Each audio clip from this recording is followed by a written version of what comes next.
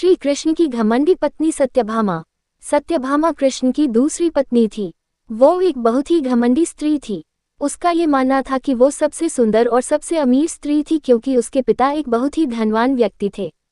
तो सत्यभामा जितने और जो रत्न और आभूषण और संपत्ति चाहती थी वो सब उसके पास थे। स्वाभाविक रूप से घमंड उसकी एक बड़ी समस्या थी। एक बार कृष्ण के जन्मदिवस के अवसर पर सत्यभामा ने सोचा कि वो सबको दिखाएगी कि वो कृष्ण को कितना प्यार करती थी।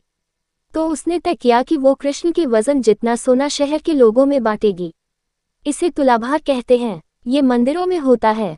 लोग एक बड़ी तराजू में अपने वजन के बराबर का मक्खन, घी या चावल या कुछ और रखकर वो चीज़ लोगों में बांटते हैं। चावल, नमक, दाल या सोना या वो कुछ भी आप दे सकते हैं जो देना चाहें। ये प्राचीन परंपरा हमारी संस्कृति का एक हिस्सा है। सत्यभामा ने तुलाभार की व्यवस्था की। लोग बहुत प्रभावित हुए पर कृष्ण पर इन बातों का कोई असर नहीं हुआ। वे जाकर तराजू के एक पलड़े पर बैठ गए। सत्यभामा जानती थी कि उनका वजन लगभग कितना है और उसने उतना सोना तैयार ही रखा था। पर जब उसने सब सोना दूसरे पलड़े पर रखा तो कांटा जरा भी नहीं हिला। कृष्ण का पलड़ा थोड़ा भी ऊपर नहीं हुआ।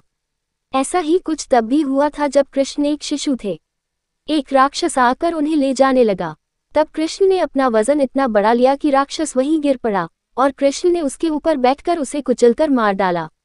क्रिया योग में एक ऐसा तरीका है जिससे कोई योगी अपना वजन बढ़ा या घटा सकता है।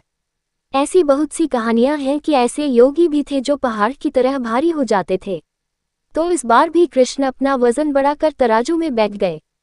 सत्यभामा ने उतना सोना दूसरे पलड़े पर रख दिया था जितना उसके हिसाब से कृष्ण के वजन के बराबर था, पर कुछ हुआ ही नहीं।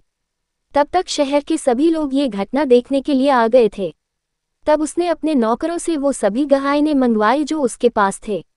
एक के बाद एक वो गहने डालती जा रही थी और सोच रही थी कि काम हो जाएगा, पर कुछ नहीं हुआ। तब उसने वो सब कुछ भी रख दिया जो उसके पास था, पर पलड़ा जरा भी नहीं हिला।